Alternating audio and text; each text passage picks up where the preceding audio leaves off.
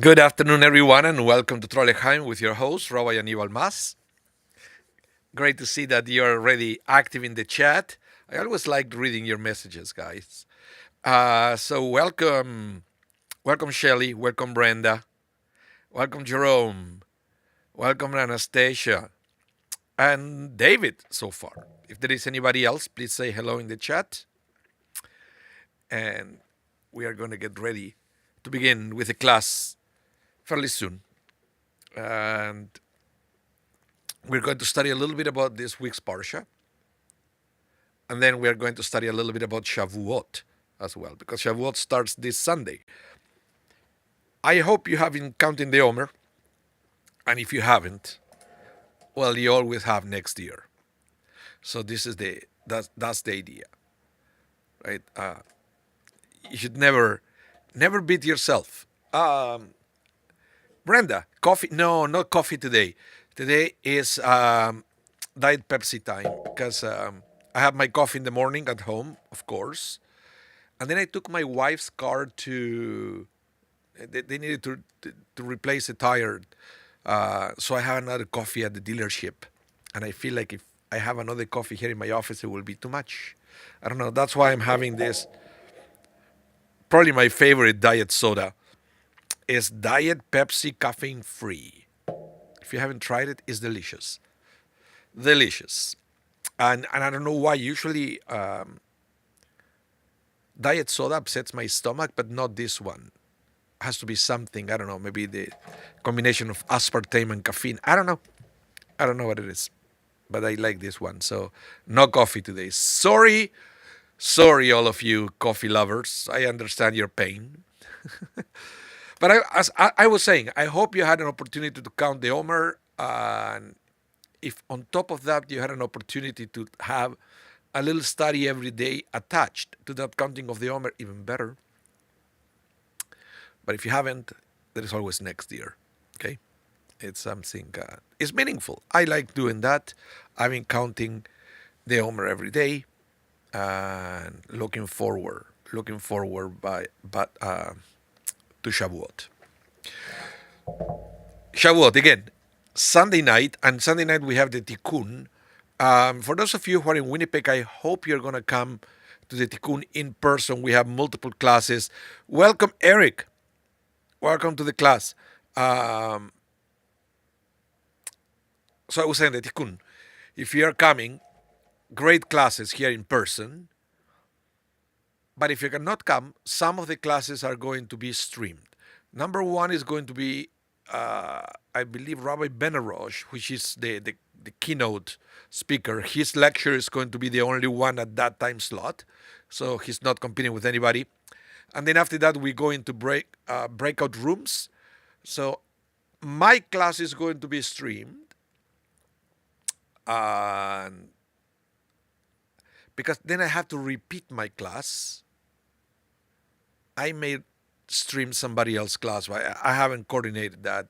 The problem is we can only stream one class at a time. We have only one channel to do that. And also many of the people who are teaching for the Tikkun, they don't know how to navigate the technology. So we have two limitations, one on top of the other. So at least I will do all the best to stream my class. So if you cannot come in person, you will have a little bit of experience for the Tikkun. On top of that, I'm going to guess that there are going to be many synagogues around the world streaming their Tikkun. So you will also have the opportunity to study on Shavuot night. And this is something that hopefully we'll have time to study today, why we do that, right? Why we study Torah the first night of Shavuot. Remember, Shavuot in the diaspora outside of Israel is 2 days. So we have Shavuot Sunday night, Monday morning, Monday night, Tuesday morning. Okay, and lots of opportunity to come to shul and to engage with Shavuot. Okay, so welcome everyone again. Let's begin with the class because we have lots of material to cover today if I want to teach you about the Parsha and about Shavuot. So, let's begin with the Parsha. This week's Parsha is a brand new book. It's the book of Numbers. In Hebrew, it's called Bemidbar. Why is that? Well, in English, it's called Numbers because it contains the census of the Israelites. It's fascinating to know how many people and different ages.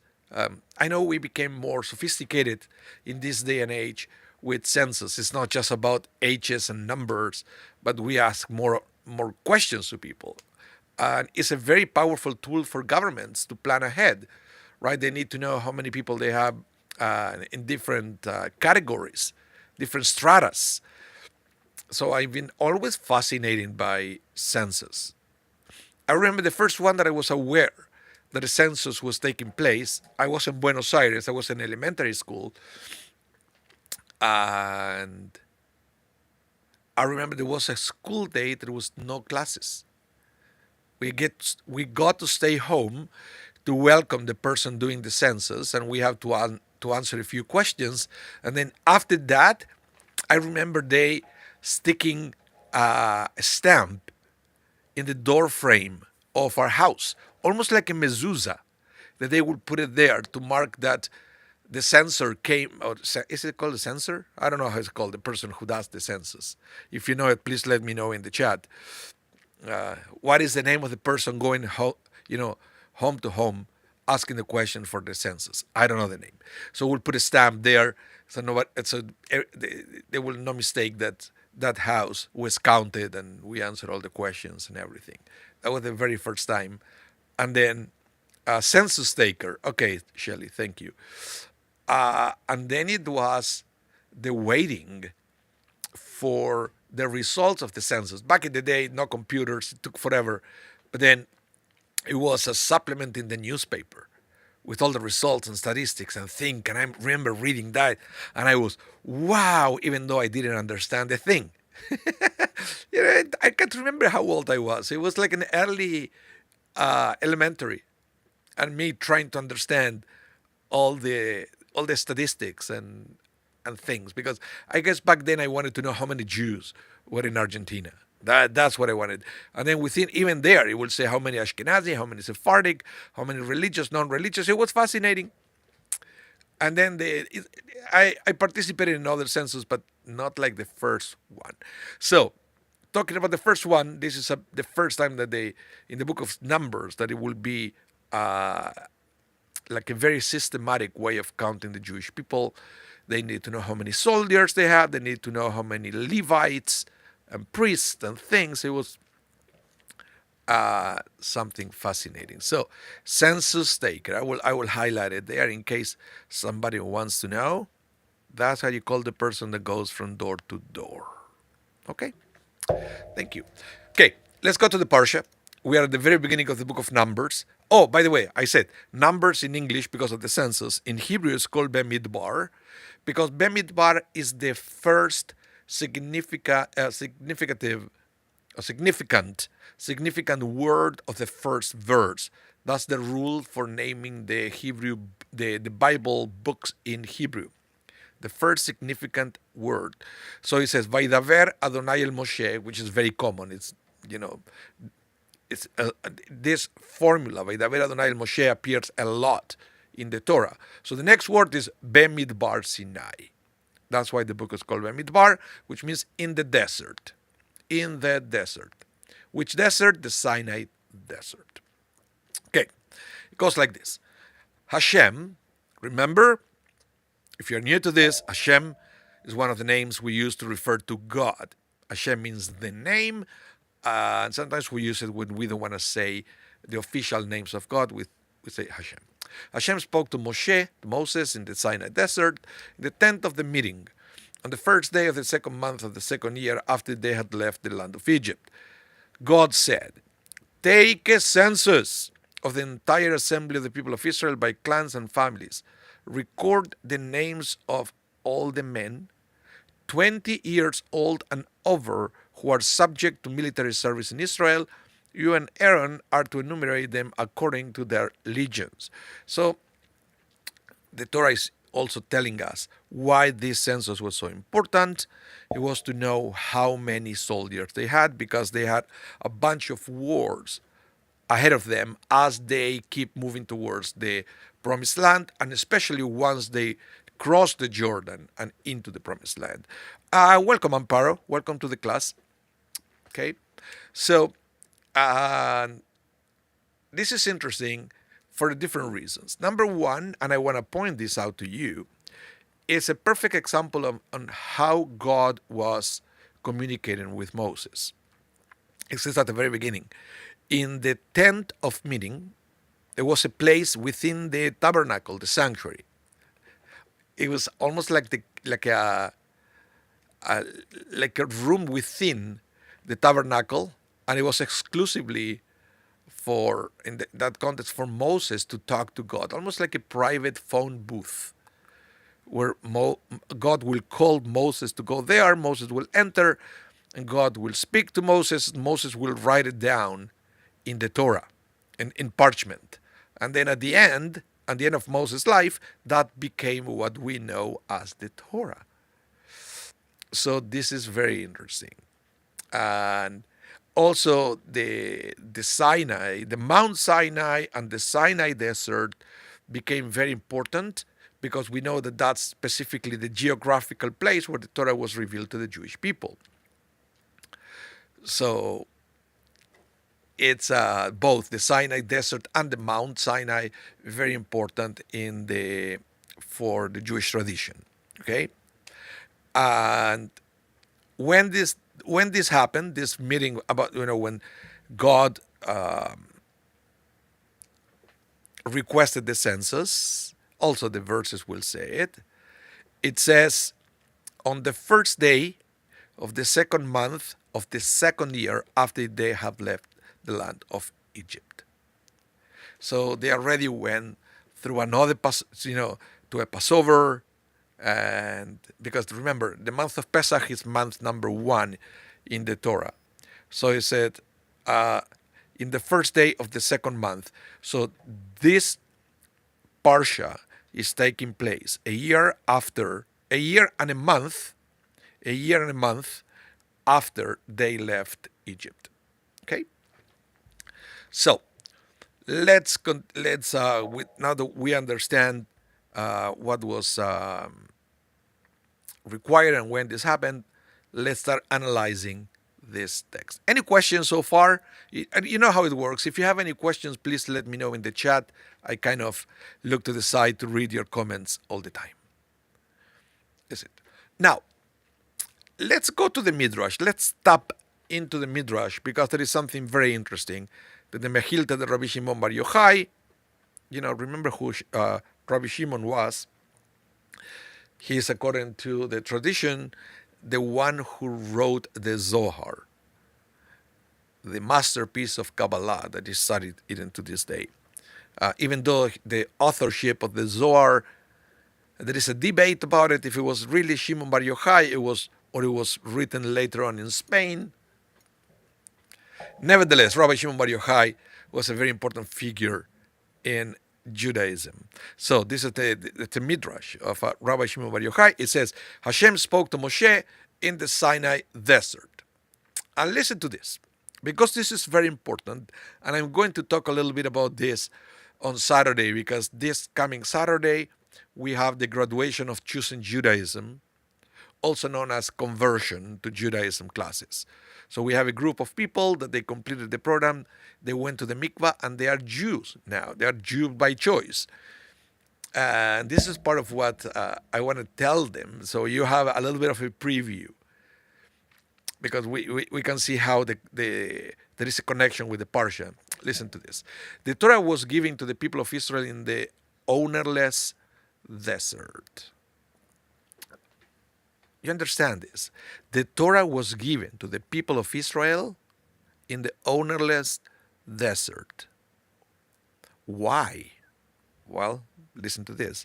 For if it were given in the land of Israel, the residents of the land of Israel will say, it is ours. And if it were given in some other place, the residents of that place will say, it is ours. Therefore, it was given in the wilderness, so that anyone who wishes to acquire it may acquire it. So that's what I said at the beginning, that Mount Sinai and the desert of Sinai are both important in Jewish tradition. The desert of Sinai because it was the place where the Torah was revealed, and for us that has a symbolism, a huge symbolism, that the Torah is not something to be exclusive of one group of people. The Torah is for everybody.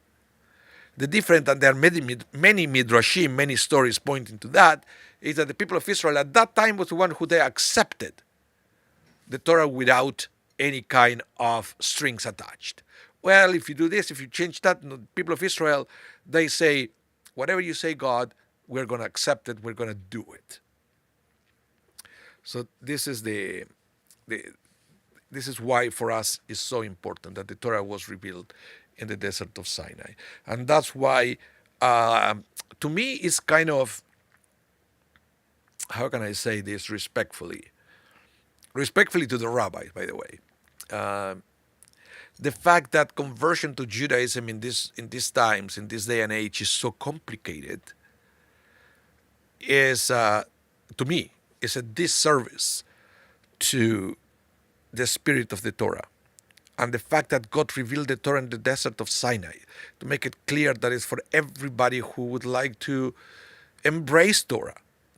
And that was the way at the time where Torah was observed in the land of Israel before the destruction of the temple. Conversion to Judaism, quote unquote, because there was no such a thing. Conversion of Judaism was simply moving to the land of Israel and embracing the lifestyle. And of course, studying Torah. That's all what it was required.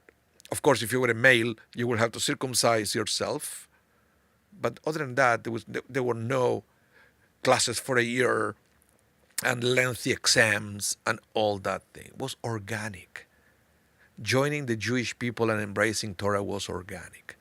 With the destruction of the temple and the beginning of the diasporas, first it was Babylonia, and then were many other, with the destruction of the second temple, it was even further in Babylonia. The rabbis needed to find another way to ritualize the fact that somebody will embrace Torah, and to that first attempts to do that, they became more and more and more and more complicated. And this is something that it's happening in Judaism, that we keep adding things. And I believe it's part of the same thing that we've studied many times before, the principle that in sacred matters we always increase, we never decrease. That's why, on Hanukkah we go for candle 1 to candle 8.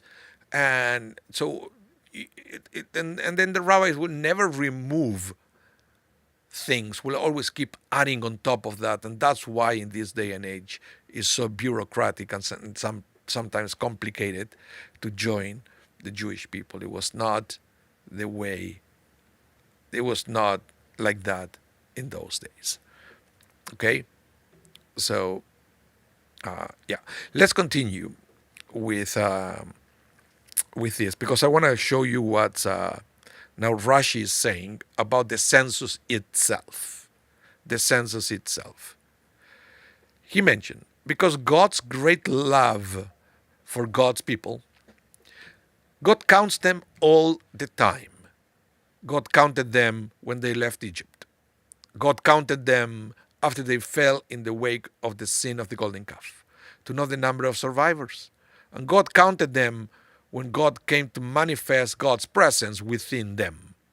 On the 1st of Nisan, the sanctuary was erected, and 1 month later, on the 1st of Iyar, God, counted them again. This is what we are reading in this week's Parsha. So here we come now to the concept of counting within Judaism. And, and this is something that even in the English language makes sense. When when we believe that someone is important, is special, right? To us, and when have you ever heard the expression "Can I count on you?" Right? Or to say somebody, I want you to let you know that you count, right? It's an expression of you're special. So, in the context of the counting mentioned in the Torah, the spirit is exactly the same. It is to let people know how special they are. Unfortunately, sometimes the act of counting, especially in a census and something like this, it creates the illusion that all what matters is the final number. But that's not at all what this is.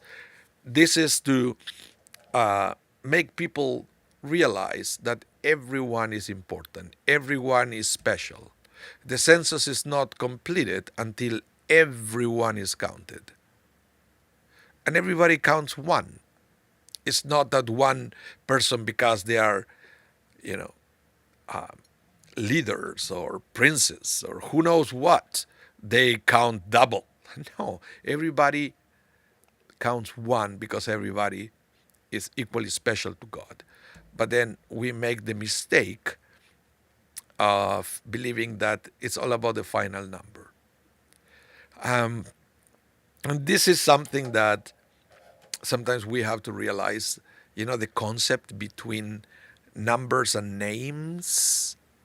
And we have the tendency, especially in this generation, to reduce everything to numbers.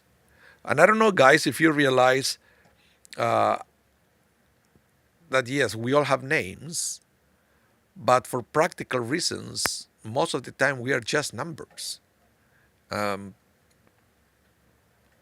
Yes, I have my name, but for the government, the government doesn't care about my name. They care about my social security number, or my passport number, or my license number, or driver license number, or my phone number. Everything is numbers. Everything is numbers. But only if you reflect on the fact that everyone is special in the eyes of God, then we realize that it's not about a number, it's about who we are, and that is represented in our names. We'll see that in the parsha where, for example, we read about the sacrifices that they get present. When the tabernacle was inaugurated, that we have all the leaders of the 12 tribes, and the Torah repeats 12 times the same paragraph, changing the names, of course, with the name of the leaders to make them feel it's not about the numbers of what you brought, it's about who you are, because God knows you by name. And this is something very special that we always have to remember. And Rashi is reminding us of that here, that's why God will count us all the time. It's an act of love. It's an act of love to make us remember how special we are. Yeah. Oh, thank you, Shelley. Now,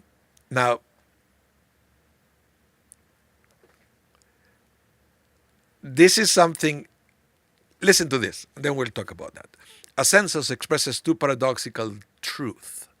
On the one hand, it implies that each individual is significant. As I mentioned before, until you count everybody, the census is not over.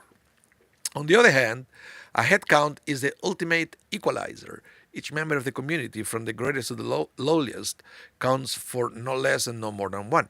God repeatedly commands Moses to count the Jewish people to emphasize both their individual worth, the fact that no single person contribution is dispensable, as well as their inherent equality. So these are both things that we have to constantly remember the two aspects of our existence. The rabbis will mention it in a beautiful, beautiful way, and that's why I want to share with you this text from Rabbi Simcha Bunim that it will explain beautifully what the Hasidic masters are teaching. Rabbi Simcha will say, everyone must have two pockets with a note in each pocket so that he or she can reach into one or the other depending on the need. When feeling lonely and depressed, discouraged, or disconsolate, one should reach into the right pocket and there find the words, "The world was created for me." The world was created for me. Remember, we always talk about this. Remember the concept, saving a life, saving a soul, meaning saving the world, because from a single soul, Adam, the entire humanity was created. So the world was created for you. And the Talmud will make that very clear. So that should be one pocket. The word of Rabbi Simcha Bunim, your right pocket. But when feeling high and mighty, one should reach into the left pocket and find the words, "I am but dust and ashes." And life goes in between those two. It's all about finding the balance between the two. It's very important to feel special and important and loved, but that also has a limit. Don't, because what happened is sometimes that could create entitlement and many other problems when we can become arrogant. So at that point, you have to remember, but also remember that you are but dust and ashes. We are limited. Eventually, we all going to die. So the life goes in between the two. Hopefully, we can find a balance between discovering our worth and discovering our place in the world and also in God's plan. Any comments? Please let me know in the chat. I would love to take a minute to read your messages as we study this. Okay. Now, the other thing I wanted to mention here, this is just anecdotal, I will say.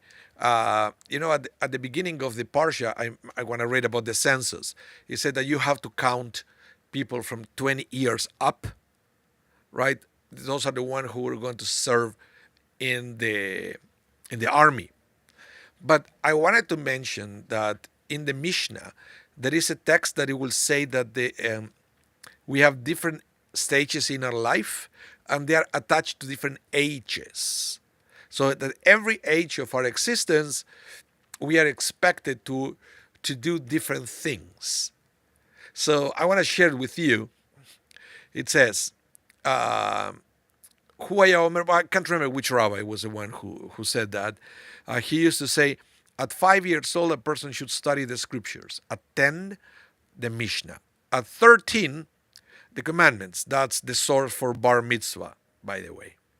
When if you ever wonder bar mitzvah, here, the Mishnah will say 13, the commandments. Bar mitzvah. Mitzvah commandments. 15, go study Talmud. 18, bride chamber. 18, you should get married. That's according to the Mishnah. But it says, at 20, for one's life pursuit. And that's when basically, when you start taking a more active role into in the world, including when we always talk about tikkun olam, repairing the world and all that, that is, according to the Mishnah, you start taking that role seriously when you become 20. At 30, authority. Hopefully, by then, between 20 and 30, you already have a reputation, so people now will start taking you seriously. 40, discernment. At 40, this is so true sometimes. At age 40, you start understanding how the world works. Up to that point, there was lots of dreaming involved. But then at 40, you start really realizing how things work, right? At 50 for counsel, only at 50 you're ready to give counsel. 60, you're a senior. At 70, gray hair. 80, special strength. 90, decrepitude. And at 100, a man is as one who has already died, has ceased from the affairs of this world. It's very interesting. But I wanted to show you this because I've mentioned the age of 20. Uh, Brenda, what do you say here, Brenda? Is it living a righteous life will keep us neutral, not necessarily needing to reach into either pocket. When we stray, we can use the pockets. Yeah, that's the whole idea. Some people don't need the pockets, but some others, and we all know them, they do. Because they are either one side, they believe that they are dust and ashes, and you will know such people depressed all the time, that they feel they have no worth, nothing to contribute. For that person, they have to reach the right pocket and to say, how special you are. And some people, they believe that they own the world. And you wish that sometimes they will reach to the left pocket to remind them that they are finite like everybody else. But that's why the Torah is there, to help us reach that, how you say, Brenda, neutrality or balance. Yeah. So age of 20, this is a very important one. Okay, so let's continue now. I think it's time for us to start studying about Shavuot, because after all, Shavuot starts Sunday night. And I want you guys to be prepared for that special time, because Shavuot is, to me, is the most important festival. Without Shavuot, there will be no Torah, and without Torah, there will be no other festivals. So Shavuot is the most important gift from God to humanity, and yet is one of the most neglected festivals of the year, and probably because we don't realize this truth. The truth that Shavuot is the beginning of everything. It's Torah. Even because, we left Egypt to receive the Torah and then to continue our journey to the promised land. But we have been without a promised land for generations. For generations, for almost, 1,500 years, over until we got Israel back. But even in those days, without a homeland, the Torah was always there with us. That was our portable homeland, giving us advice and comfort everywhere we went. So that's why Shavuot is the most important festival of the Jewish calendar, the beginning of everything. So, Shavuot. This festival is called by the Torah the festival of Shavuot weeks because it comes after the completion of 7 weeks. So it's interesting that the name of the festival is not because of what happens that day. It's not like Pesach. Pesach is because on that specific day, in Egypt, the angel of death, Pasach, it passed over the houses of the Israelites, killing the Egyptians, or that day they had to sacrifice a lamb that is called the Pesach lamb, the Paschal lamb. So something happened there. Shavuot is in commemoration of something that happened before. So Shavuot is also, that's what I like it, because Shavuot is the festival of completion. It's the festival of achievement. It's a festival that we worked towards it. And because we worked for 7 weeks towards that moment, we call it the celebration of the weeks. Chag HaShavuot, the festival of the weeks. And that is something that we have to remember when we celebrate this important festival. Now, the very name Shavuot, which the Torah uses to refer to the holiday, refers to the fact that it represents the culmination of a process of 7 weeks. Remember that it's not something that happened that day, it's for what happened before that day. Now, let's read what Rabbi Levi Yitzchak Berdichev said about this. Listen to this. I was asked once while in Lithuania why the festival of Shavuot is also called by the name Atzeret. Did you know that? It's one of the name. This name is not used in the Torah, except when referring to Shmini Atzeret, the last day of Sukkot. But then the rabbis call it Atzeret in the Talmud. We understand that all the festivals have names connected to the event that happened on that day. This is true of all the festivals except Shavuot, which is named for the mitzvah of counting, which has already been completed. We must understand why this festival is named after something that has already happened. And the answer is because it is the conclusion of the mitzvah. This is also the reason for Shavuot, that we make a festival at the conclusion of the mitzvah of counting that God gave to us. For this reason, it's called Atzeret, completion. Now, Shmini Atzeret is called the day at the end of Sukkot, is because it's the completion of Sukkot, and it's a special day. And Shmini Atzeret and Shavuot, they have a lot in common, in the sense that, for example, you will see that they don't have any special observance. Everything that we do in Shmini Atzeret and Shavuot is traditional or rabbinic in origin. It's not coming from the Torah.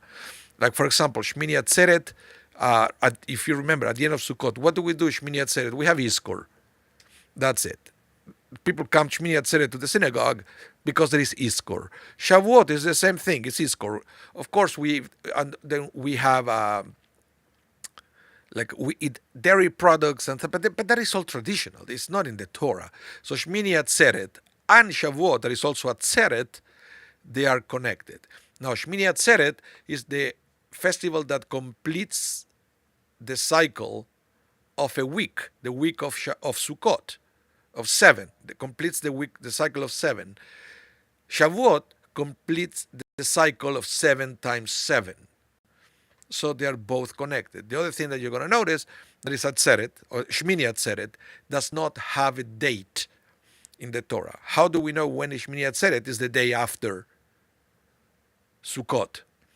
Same thing is with Shavuot.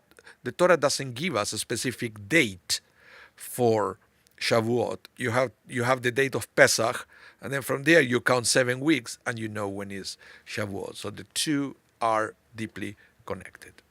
Okay.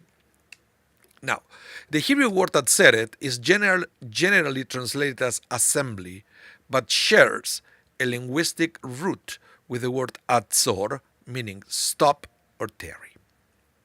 Okay. Shirley Chochinov, what do you say here? Let's see. What? Cheesecake is not a Torah commandment? Oi. Yeah, it's not a Torah commandment. It's not even in the Talmud, the cheesecake.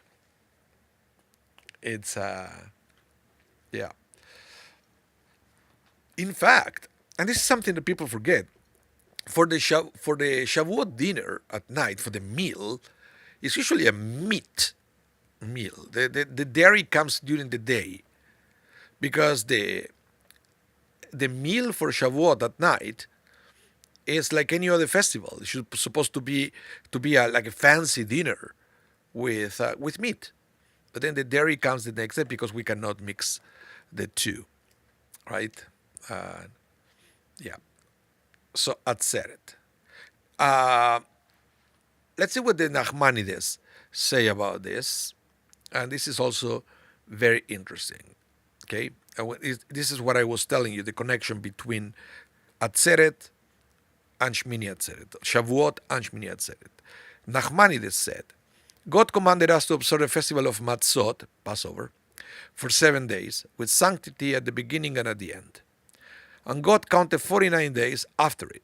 And God sanctified the 8th day, the day immediately after the 7 weeks. Like the 8th day of the festival of Sukkot, and the intervening counted days are like Chol HaMoed, intermediate days between the first day and the last day of Sukkot. Okay?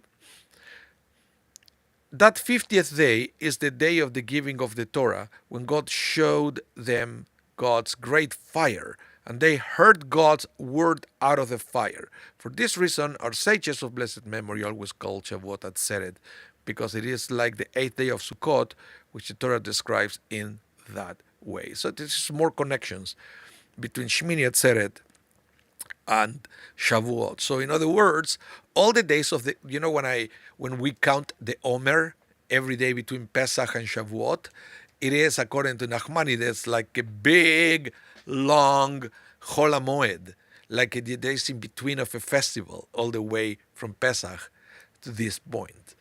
So that's why we have also a ritual that we count the Omer every day, because it's like the minor festival of the Chol HaMoed, which is, I guess, very interesting as well.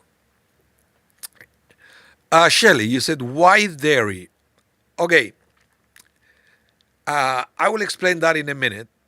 And if I forget or we don't have time to read that, please remind me before I close the broadcast, just in case I run out of time to show the source of that in the slide that I prepared. But I want to answer that question in this class. Why the tradition of dairy? Okay, so the Talmud reveals yet another distinguishing feature of the holiday of Shavuot. The Mishnah tells us that there are 4 days during the year when God judges the world with regard to various things. And we studied this before. The Mishnah will say that there are 4 Rosh Hashanahs, 4 beginnings of the year for different reasons. Okay? So, although the most famous one is Rosh Hashanah, the one we celebrate in September, when judgment is pronounced in general on everyone in the world, there are certain natural phenomena for which individual days of judgment are designated. On Shavuot, God decrees how much fruit will be produced by the trees during the coming year. Okay? So this is the special things beyond the giving of the Torah. Beyond the giving of the Torah that there is attached to Shavuot. Okay? How much fruit will be produced by the trees during the coming year. Okay? There are 4 times each year that the world is judged, and the Mishnah says, on Shavuot for the fruit of the trees. And so it is kind of, so we already make the connection between Shavuot, Shmini Atzeret, and Sukkot. But also now, there is a connection between Shavuot and the Day of Atonement as well, because we are begging God, we are praying to God for a successful year for the fruit of the trees, because that will be also our source of food. That's very interesting. David Grossman, you say many Ashkenazim have lactose digestion problem. Just saying. Maybe because they never observe Shavuot properly. I don't know why. But we'll see that Shavuot is been tainted from the beginning. And we are going to study that in a minute, but there is a reason why we study all night studying Torah at the beginning of Shavuot, is because we are correcting the mistake of the Jewish people as a whole. Jewish people as a whole at the time of the revelation of the Torah, that they didn't show up to receive the Torah. After all the preparation, after the 49 days preparing themselves to receive the Torah, they didn't show up to the appointment, and Moses had to drag them out of their tents to receive the Torah. So Shavuot, it is already tainted from the beginning, and we do the tikkun. Tikkun means the correction, to try to rectify how we didn't have the greatest of the beginnings when we celebrated the first Shavuot. Just saying. Let's continue. The other thing that we have to remember about Shavuot is this. You shall offer a new offering of 2 loaves to God. Regardless of what I'm going to read here, remember that loaves of bread is all the opposite from matzah. On Pesach, everything was about matzah. No yeast, no chametz. On Shavuot, in theory, we are mature enough to be able to handle the yeast. Because remember, in rabbinic tradition, the yeast means ego. Remember when I mentioned before the two pockets, the right pocket and the left pocket. The right pocket, the world was created for you. The left pocket, you are nothing. You are you are dust and ashes, right? So on Pesach, it's almost like we self-imposed limits to eliminate completely the chametz from our life. We have a total detachment from ego and such energies. But now on Shavuot, after we reflected for a whole 49 days, and we worked on our ethics and our morals, counting the Omer, now the celebration involves bread. Mandatory. Now you cannot go to matzah. Now is the time to celebrate with bread, and this is something that I should know. I should remind you. Okay, that also make it very different Shavuot with Pesach. But now the rabbis take another take because they said you should be offering 2 loaves of bread to God. This is a sign of the day of the giving of the Torah, because the Torah must be new to a person as if he received it from Mount Sinai that very day. The reason that the Torah does not explicitly mention that this is the day of the giving of the Torah, which by the way is something that we also should ask ourselves, how come the Torah doesn't explicitly say that on Shavuot we receive the Torah? It's implicit, it's hidden. We have to read, the 2 loaves of bread and think this is a symbol of the giving of the Torah. But why wouldn't the Torah say, just very clearly, this is the day of the revelation? It doesn't say that. It's in the Talmud, came through us through oral law, but it's not written. So the rabbis explain the reason that the Torah does not explicitly mention this is that this is the day of the giving of the Torah is because God did not want to limit the giving of the Torah to a single day, because a person should feel every single day of the year as if he received the Torah from Mount Sinai on that day. Similarly, the sages have said that the words of Torah should be new to a person every day, not like something old which he can no longer tolerate. The truth is that one does not indeed find something. The truth is that one does indeed find something new in the Torah every day. Believe me, if you study Torah, you will know exactly what I'm talking about. We always keep finding new meanings, new teachings. Therefore, the Torah did not specify the day that it was giving, apart from the hint in the Torah, new, to teach that the Torah is like a new offering every day. And also, this connects what I mentioned at the beginning of the class. Remember? That the Torah was given in the desert, not in a specific place, but in the ownerless desert, as a hint that the Torah is available for everyone. It's not exclusive of one group. It's open for everyone who want to embrace the Torah sincerely. Let's continue with this.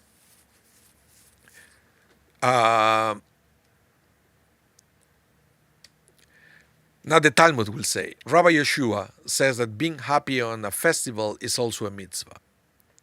That is the difference between a festival and Shabbat, for example. The Torah doesn't really specify the mitzvah, the joy aspect. Shabbat is a day of rest. Festivals are a day of joy. Don't forget that. And that's why on Shabbat we are not allowed to cook. On festivals we are allowed to use fire to cook, because that it contributes to make the festival a day of joy. So it's a mitzvah to be joyful on a festival, as it was taught. Rabbi Eliezer said that on a festival a person should either eat or drink or sit and learn Torah. Rabbi Yeshua says he should divide the day, half for eating and drinking and half for sitting in the Beit HaMidrash learning Torah. They both derive their position from the same verse. One verse says, it is atzeret, gathering, ceasing for the Lord your God. And another verse says, it shall be an atzeret for you. Rabbi Eliezer holds that these 2 verses indicates that a festival should be dedicated either all for God or all for you. Rabbi Yeshua holds that you should divide the day, half for God and half for you. Rabbi Eliezer said that everyone agrees that on Shavuot, for you is also required. Why? Because it's the day that the Torah was given. And Rashi will explain a little bit more. We also require for you, because a person rejoices with food and drink to show that the day that Israel received the Torah is pleasing and enjoyable. So that's why Shavuot is such a special festival, and it's a shame that it's so poorly observed around the world. So if you can do anything to enhance your experience, that will be amazing, because how special it is. Now let's go to other thing. I don't wanna even behind. This is the Ten Commandments, right? That reveal on Shavuot. Hold on. What is it here that I wanted to say? Oh, I don't have it here. But let me tell you, we have like something like 4 minutes left, and I wanted to tell you a few things that I believe that we have to understand before we end the class. Number one, the tikkun. We studied all night, and I told you that because there is another hint in the Torah when it says that Moses took them out of their tent to receive the revelation, and the rabbis explained that Moses took them out of the tent and said they fell asleep. They were asleep, they forgot, whatever. Moses had to drag them out. So that's why we are rectifying that, and we get excited about receiving of the Torah. And how do we do that? We don't go to sleep that night, and we study Torah all night. That's why Shaare Zedek this year is partnering with other synagogues around the city, including Etz Chaim, Temple Shalom, Herzliya, to study Torah. We are going to have a tikkun. And the other thing is the whole thing of why we eat dairy products on Shavuot. Where that the tradition of doing that, where it's coming from? Well, there is something very interesting that I learned once, and it's the fact that when the Torah was revealed on this day, many laws was given to the Jewish people. One of those were all the details on how to properly slaughter the animals, and all their rules and regulations about the waiting time between meat and dairy, and it was too complicated, and they have to study, they have to prepare, and until that happened, this is Midrash, they had only dairy and vegetables until they could master all the details just revealed about the meat. And that's why there is a tradition that we eat dairy on Shavuot as a reminder, as a way to symbolize that first day where there was so much confusion about meat, but dairy was an easy solution. So that's one of the things that we do on Shavuot. We eat cheesecakes and other things with dairy. Some people will have a dairy meal for the opening night of Shavuot, but I understand that more traditional people will have a meat meal in the evening, in the eve of Shavuot, and the dairy will come during the day, okay, not at night. But here at Shaare Zedek, we are going to have a dairy meal in the evening, okay? Shelly, what you said here, once upon a time, long before COVID, we came with pillows and blankets and camped out on the floor in the lounge, breaking for morning minyan. Yep, that's what it is. I remember the days when we used to study all night. Now people are not willing to do that. So we study just for maybe 3 hours. And then people either go to other smaller groups that they study all night, or they go to sleep, or they study online. Then you can do exactly like that. You can come to Shaare Zedek for the beginning of the Tikkun, and then you can go home and continue online, or you can go to, I believe Herzliya is doing think of private houses, so people can study all night. Okay, and yeah, and remember also that there is Iskor on Tuesday morning. Also very important. Tuesday morning there is Iskor, the second day of Shavuot. If you're in Israel, there's only one day of Shavuot, so Iskor is on Monday. But in the diaspora, Iskor is on Tuesday morning. If you can come in person, great. If not, you always have the option. The service is going to be streamed. So thank you everyone for tuning in. Thank you for tuning in, and I wish you a Chag Sameach. Chag Sameach, and also reminder that I think we have something like 3 more sessions of Torah L'Chaim before we go into the summer hiatus. So, yeah, this is the time for you to enjoy every last second of Torah L'Chaim, and then we are going to have a hiatus until September. And so I'm going to miss you guys, but we still have something like three more weeks. I haven't counted, but I believe it's something like that in June. Thank you, everyone. Have a wonderful rest of your day. Stay safe. Chag Sameach if I don't see you before Shavuot. Shabbat Shalom as well. And hope to see you soon. Bye, everyone.